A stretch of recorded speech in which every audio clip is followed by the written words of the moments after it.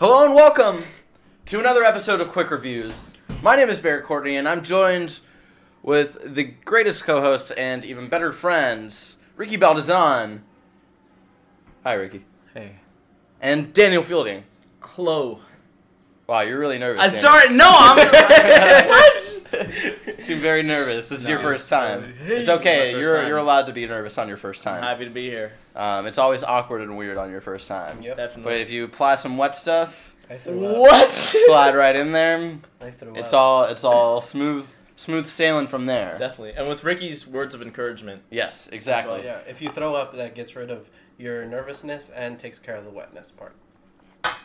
There you go. That's your lubricant. If you don't know what we do here at Quick Reviews, the three of us will bring in 1 to 3 items each to do a 1-minute review on, and then we give it at the end of our review one of 3 ratings: a yee, an eh, or a pfft. Okay. And then there's a fourth one, sort of, that we like to use around here: the official Elias Horrid. If it's very, very bad. Right. It's so bad you can't even give it a pfft. Alright? So, we're going to go with guest first, because I feel we're the hosts here, Ricky. We need to be... Henry's off in Paris. He's having fun, so Daniel's our guest. And so put me on the spot. We want to put you on the spot. We also want to make you feel welcome. Thanks. And nervous. So how many... How many things did you bring into review today? 2. 2? Okay. Yeah. So starting right when I hit the start timer here, you're going to talk about your first one, and then just go into it and talk about it, and then I'll stop you when we reach a minute, and then you can give us your rating. Okay. All right. Ready? All right. Start right. Go. Now. All right, so The Weeknd came out with a new track from his upcoming album. He came out, not recently, it was probably 2 weeks ago, maybe, a week and a half ago, he came out with a new track called Can't Feel My Face. And a lot of people are saying that this is not really The Weeknd's sound. You know, The Weeknd is turning more poppy. I even heard someone say, this sounds like Bruno Mars. And the way I see it, you know, The Weeknd is at a point where he can experiment however he wants, and this was actually kind of nice seeing him do the sound, and it did its job. The job of a single is to get you excited for the album. This definitely got me excited for the album. I want to see where he goes with this poppy vibe, but sticking with his, like, you know, depressing, dark, heavy bass synth undertones that he always does. So I definitely want to see maybe a hybrid mix of that, or maybe he'll balance it out on the album. We'll see what happens. And what would you give it? An eh? Yeah. An eh? Sort of like on the fence of an Sort of on the fence. I like it. I can dance to it, but I'm not sure it's a new thing. And yeah, every time an artist does that, I'm surprised you gave it an eh, because Bruno Mars is your bread and butter. That's so true. Yeah, I'm actually impressed that you gave it a fair rating. And Daniel, so that was your review of the new Weeknd track. So what else did you bring in today, starting now? Marvel's Secret Wars. I wanted to talk about this. And the whole event, right? And the whole event. Yeah, I'll talk about the whole event, not just the main series. So for those who don't know, quick rundown. Marvel has basically destroyed everything. I'll actually pause for you right here. Oh, okay. So, quick preface. Marvel basically destroyed everything and then put it into one world called Battle World. Yeah, because, you know, with your comics, you got your different universes. You got your different universes. So that's all wiped out now, and they put everything into one world. Everything they wanted to put into one world. And in this world, Doom is God. Dr. Doom, he is God. He is the creator. He's whatever you want to call him. So that's the preface for this. That's everything. Now on to the event. Yeah, on to Secret Wars. So I picked up Secret Wars issue 1, and you know, I didn't know what I was getting into. Previously, I hadn't really been collecting comics that much. I hadn't really been following them. I just went into Secret Wars totally blind, and I loved it. Actually, I slid in really easily. It's it's not that. And that's how you do it on your first time. Yeah, you know, it's the thing about Secret Wars. Like, people think it's really complex, really complicated. It's not. Secret Wars. It's a really simple storyline, and it really hooks you. And it's great writing. It's great art, and it's just a really cool concept. You know, Doctor Doom is now god of the entire world. All your favorite heroes have disappeared. There's only a few left from the original and a few left from Unlimited. Unlimited, Ultimate. Yeah, so it's pretty crazy. It's interesting. It's new. It's really fresh, and this is great for what Marvel's doing. Right. So what would you rate it? Yee, for sure. Yee? Yeah, All right. Definitely check it out when you have the chance. Slides Issue number 4 of Secret Wars is coming out. It came out 4 days ago. I'm gonna go pick it up tomorrow. Yeah. Sweet. Yeah. All right. Well, I'm glad you're enjoying that. I do want to pick it up. I've been very busy doing all of this bullshit, so I haven't had time to do anything, to do much else. Ricky, we'll move on to you. Mm-hmm. Yeah. How many things did you bring in today? You think about it. Don't hurt yourself. Take your time. I'm doing 2. I was gonna do Pirates 4. No, you don't need to do that. No. But Everybody knows it's a god-awful movie. So start with your first one, starting now. So I watched Nightcrawler over the weekend. Jake Gyllenhaal should have won for Best Actor. Oh, I thought you just meant in general. He should have won. Just life. He should have won Best Actor because he did an amazing job in that movie. I gave him my Best Actor of the year. If you don't know what Nightcrawler is about, it's about Jake Gyllenhaal's character, he plays a main guy, who is pretty much just trying to get money.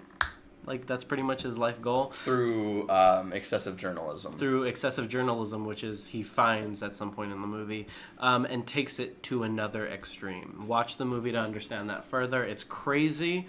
It's very psychological. I was uncomfortable watching the whole movie, but I mean that in the best way possible. It did what it was meant to do, you know? It did what it was meant to do. I was very close on giving it a fucky, but I'm just going to give it a solid E. A solid E. A very solid E. E. Yeah. Yeah, I really I was very impressed by Gyllenhaal's performance. It sort of went back to sort of his Donnie Darko performance, which is also a very great movie. But it definitely stood up to Prince of Persia. To that too, but was definitely meant to be in the same category as Birdman and I don't know if it's the same category. I mean, as genre. They're both they're all 3 of those movies on the same level. That's what I meant. Yeah. I definitely agree with you there. Yeah. And Ricky, for your second review, what are you bringing in today, starting now? So, as most couples do, go through Netflix, find random movies, watch them. Me and my girlfriend did that this weekend, and we found a movie called Sisterhood of the Night. Okay. Which I first thought was... This is the sequel to Sisterhood of the Traveling Pants. Sure. Yeah. First I thought it was going to be a really stupid movie, but it pays an homage to the Salem events. You start watching it thinking it's going to be like The Craft, where everybody thinks they're witches and they actually are, and they're doing all this crazy shit. But it's like Salem. They're accusing them of being witches. They're not actually witches, and they have to go through all of this stupid stuff. It's with the main girl is the girl who played Lucy in Narnia.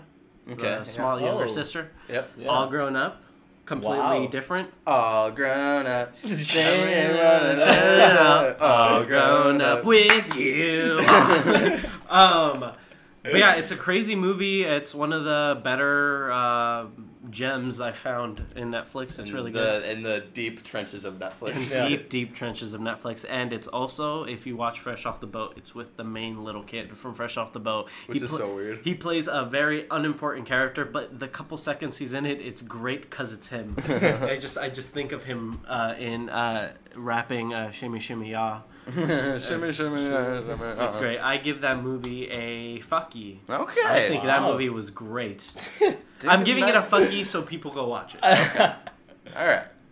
So now we go on to me. I only have 2. Again, we've got another week of 2s going on here. I like our weeks of 2s. Our weeks of 2s. We had a week of 2 last week. I took a 2 before I got here. Yeah, I took a 2 like 10 minutes ago. There you go. So where's your 2? It's been a week. So I'm doing my first review is of Man Overboard's for new release of Heavy Love. Oh no. Man Overboard is everything wrong with pop punk.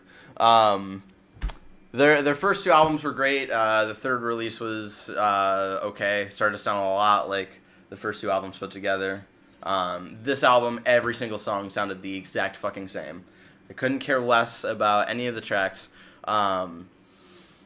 and just like this whole like I like this girl bullshit that I'm just Still? so over. And these guys should be over. They're a little older than myself, you know? Like, Yeah. you think they would be done with this kind of shit. Yeah. And it doesn't seem they're ever going to get out of that. They've already sort of sunk themselves into this fucking deep hole that they'll never be able to get out of. They're not impressive. They're never going to progress. It's just, it's sad because you wanted to see them do that, and you thought you would be able to see that, especially like in the beginning of their career, but man, they're just not interesting like they used to be. So They were interesting.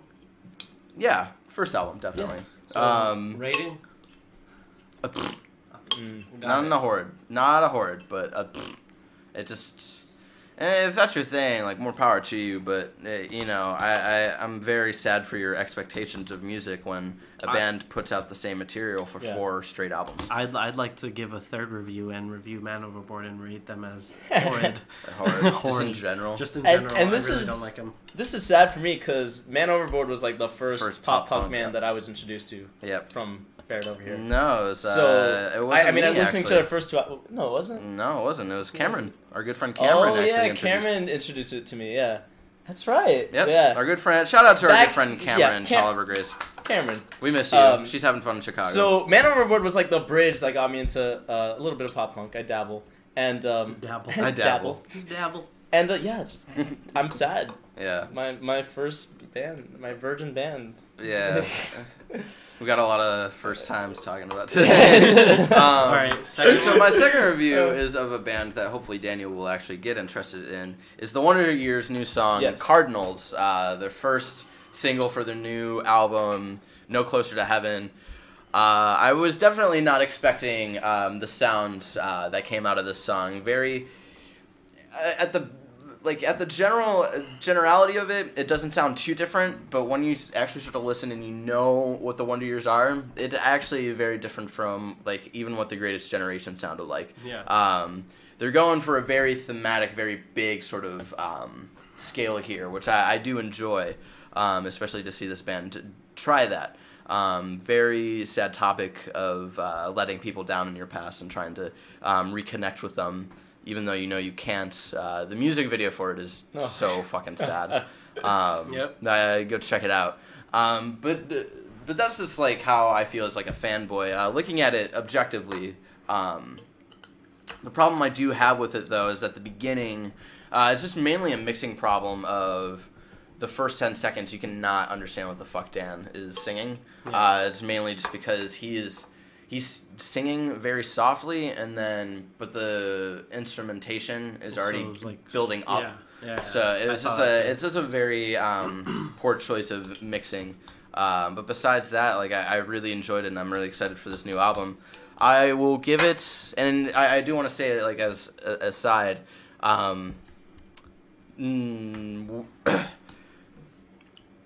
When a first single came out for an album, like even for the Greatest Generation, when Passing Through Screen Door came out for the Wonder Years, I listened to it 5-10 times, really enjoyed it, and then I moved on. Yeah. You know, I waited for the Greatest Generation to come out. This song I've probably listened to. This came out what 2 nights ago. I know it was playing in the car before I got in the yeah, car. I know damn well. I've probably listened to it at least 100 times. Yeah. Since Tuesday night, and that has not happened actually since Blink-182 came out with their first single in 6 years, Up All Night. Yeah. And not to say that Up All Night is a good song, but I was a huge Blink-182 fan at the time, so that anticipation was building. This is such a good song, and my love for this band is so extreme that I did actually enjoy listening to this. Yeah. So I give it a ye. I give it a ye as well. Very solid ye. It was a very good song. Me too. I've listened to it. Yeah.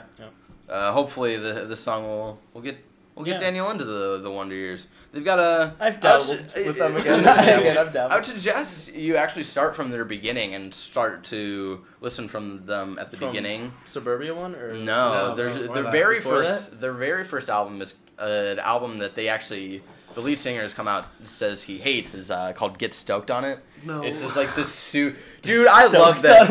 I love that album so much. It's like a super silly pop punk album. Like some of the titles are like "I Fell in Love with a Pirate," "Let's Mosh-er-cise," and all this stuff. Like they were a ridiculous band at that moment. And you go from "Get Stoked on It," and then you go to the Upsides, which is the music is still sort of the same. There's not as much synth, but the lyrics start to get a little more mature. Yeah. And then you go to Suburbia, and then you go to The Greatest Generation. So yeah, start at the beginning and see how they progress. I think just to you get would that definitely out of the way and not go back and listen. Yeah. So thank you for joining us for another episode of Quick Reviews. Again, my name is Barrett Courtney, and here joined with me are Ricky Baldasson and our guest this week, Daniel Fielding. If you want us to do a quick review on something, you can tweet at us at baiazonagamers. You can tweet at me at Banandlerstrong. You can't tweet Ricky because he's a basic bitch. Daniel, do you have a Twitter? No. Daniel's also a basic bitch, but it's okay. We still love him. Yeah. So you can tweet me at those two things. You do. You can also tweet our other BCG correspondent, Henry at Henrysaurus, because he's also involved a lot in that as well. So if you want to get in touch with us and do some stuff for you, you can reach us there. If you're not on Twitter, you can also email us at baiazonagamers@gmail.com. And until next time, have a great day. I don't know, what should they have a great day full of today? Listening to that fucking song. No. Reading Secret Wars. Reading Secret Wars. Have a great day full of Sisterhood of the Traveling Pants. There you go. There you go. That. Thank you. I need to make a call before we...